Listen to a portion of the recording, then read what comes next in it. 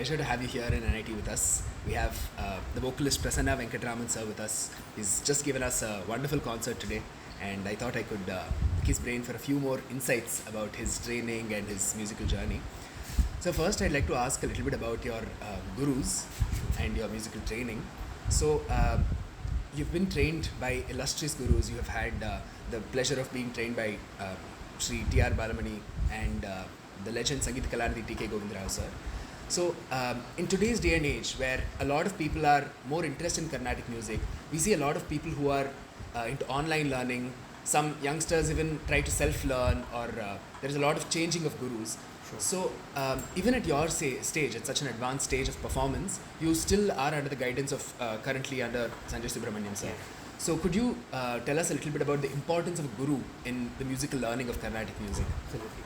So I think that I'm not saying anything new over here, but across the ages, and people have always emphasized the importance of having a strong guru, right, throughout your training, and especially at an early stage when you are getting your fundamentals right. It is absolutely imperative that you have somebody to guide you through that process, somebody to instill in you, because see, Carnatic music, or for that matter any classical music, is quite rigorous in its approach, right? In the sense that there are a lot of fundamentals which cannot be compromised upon. And at that stage of grooming, it's very important that you stick to one guru at that time. So you see that there are a lot of artists today who learn from A, B, C, D, but if you go through the way they have been tutored, they learn from all those people once they have become performers, right? Once they have formed their basics, once you got their fundamentals really right, then you can go and you can imbibe different things from different people. But that foundation, right? That foundation of learning from one person, imbibing the best of his style, his or her style, and learning for a prolonged period of time, I don't think that can be replaced at all. Right? Regarding online and offline, of course, I would say that learning online is a great facility that is available in this day and age, in the sense that even if you are not in the same place as your guru, it does help you keep in touch with your guru, and at the same time, I don't think it's a replacement. There's nothing to replace the one-to-one, the kind of ambience and the learning that happens in a one-to-one session with your guru, the kind of intimate space that gets established there. I don't think the online is a replacement, but it's definitely a great help, in the sense that when you're away, you can still sync up and continue learning. Correct. So yeah.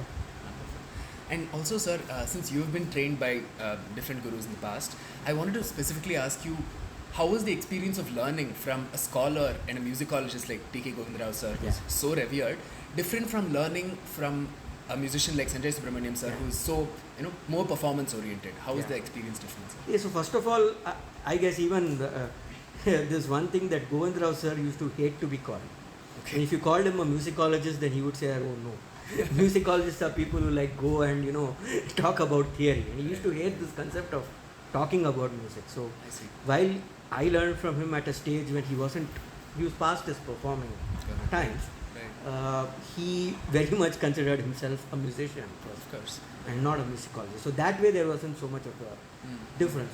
There were differences in the sense that he belonged more to the old school. Correct. In the sense that when he learned from his guru Musri Subramania Iyer, he learnt in the Gurukula fact. He stayed with his guru for 10 years, 15 years. And his classes would not have, we used to go to his classes. He used to start singing, and on a day he used to take one raga, and he would keep singing the raga for 4 hours, 5 hours. So, I don't know if, people after my generation would get an opportunity to, get that opportunity to experience that kind of, when a person was totally lost in the raga. He had no concept of time. Right. His wife had to come and remind him that he had to take lunch. Wow. Okay. So we used to go there at 10, and then I used to disappear, and class used to keep going on till 3:30. And the amount of depth that you got over there.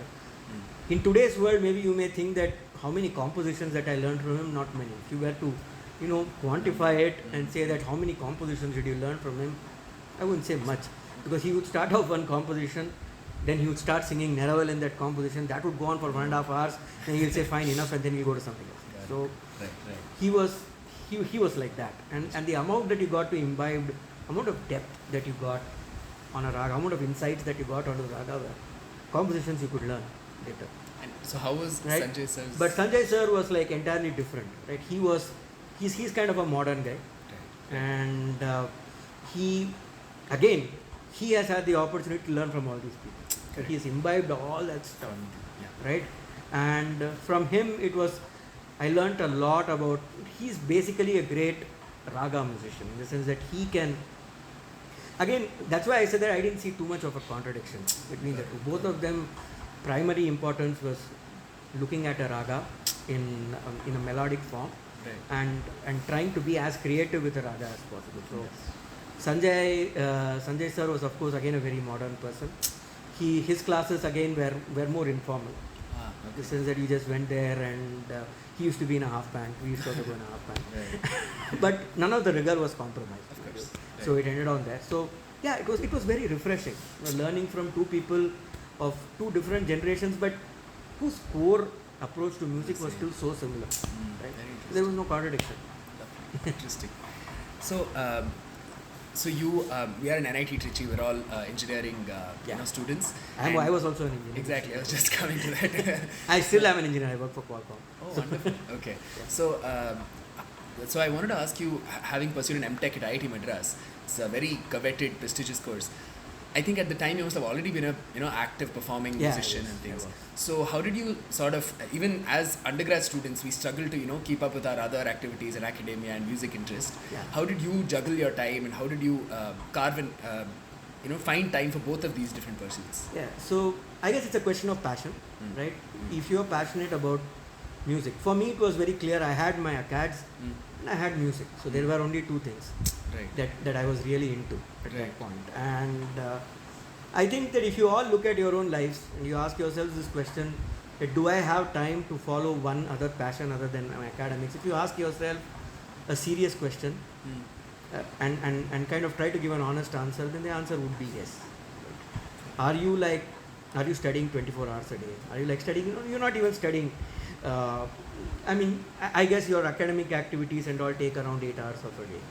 Right. Does leave you with 2 or 3 hours to pursue something else. As long as you're passionate about it, and if you're passionate about it, you won't mind spending that time. So I don't think time is as big a problem. It does get hectic.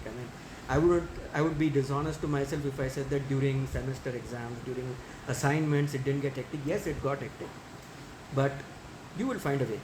If you are passionate about it, you will find a way. Wonderful. Also, so today we saw how wonderfully you planned your concert to the audience that was listening. So what is your approach to concert planning, sir? Is it that you pre-plan the items that you're going to sing, or is it more taking the pulse of the audience? And also, how do you cater it to I'm sure you perform in different locations, different places. So how do you cater it to the audiences there? It's kind of a difficult question. I do, plan in the sense that I have an idea of what's the main piece I'm going to present, right? And around that, I kind of know what are the different ragas and different talas and composers. What we try to primarily do is try to get, a mix of as many composers as possible. Right. There are also certain other, basic formulae in putting together a program. Am I singing a Tyagaraja Kriti? Am I singing a Dikshita Kriti? Do I have a combination of languages that are coming? Right? Do I have a combination of talas? Right? And does this I shouldn't say sub-main and main. Does this combination of ragas, do they actually go together well? Apart from that, there is also a lot of on the spot decisions that get made, just looking at how this whole thing is progressing. What's the flow? What is it that the audience is lapping up, right? So we do gauge the pulse of the audience and kind of modify some things. But yeah, we have some kind of an idea and blueprint before coming to the hall as what it's going to be about. Like how you took an audience request and sang a beautiful Tilana today.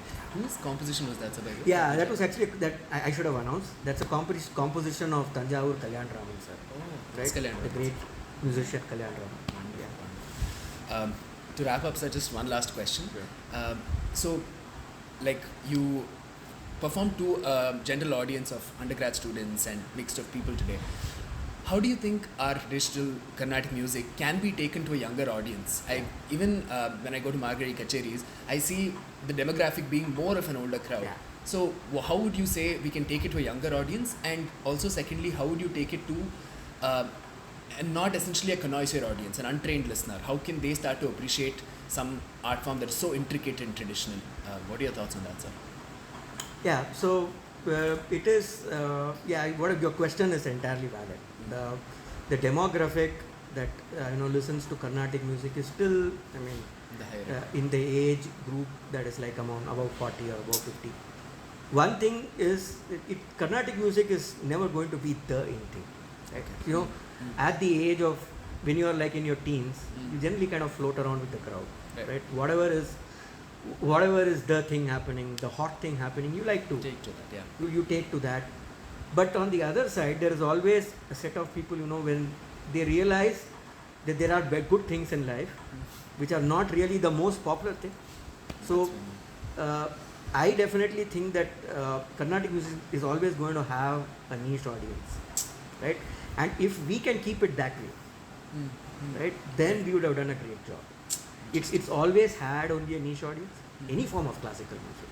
Why Carnatic? Any form of classical writing, any form of classical literature, right? It's niche, yeah. Is going to be niche, is not going to be mass popular, is not going to be the in thing, the hot thing, at that age group, people are going to go with the flow and, go to gravitate towards more popular things. But as long as, we keep getting this into them, as long as they keep hearing this, that someday they'll realize that, oh wow, this is so nice. And they'll come back to it. And I guess this question of survival of Carnatic music has been asked many times. I'm sure, yeah. But today we are at 2023, we are still performing, right? So, yes, I think there is a challenge, but I think there is a way forward as well. And the way forward is, again, clubs like this, right? Which keeps exposing youngsters to this, right? Absolutely. And that would ensure that once we get it into their system, they will come back to it. Right? If not at this point of the life, some other point of At it. some point. When they are doing not so cool things. Yeah. Thank you so much for your time, sir. It's been a pleasure talking to you. Looking forward to much more music from you, sir. Thank you so much.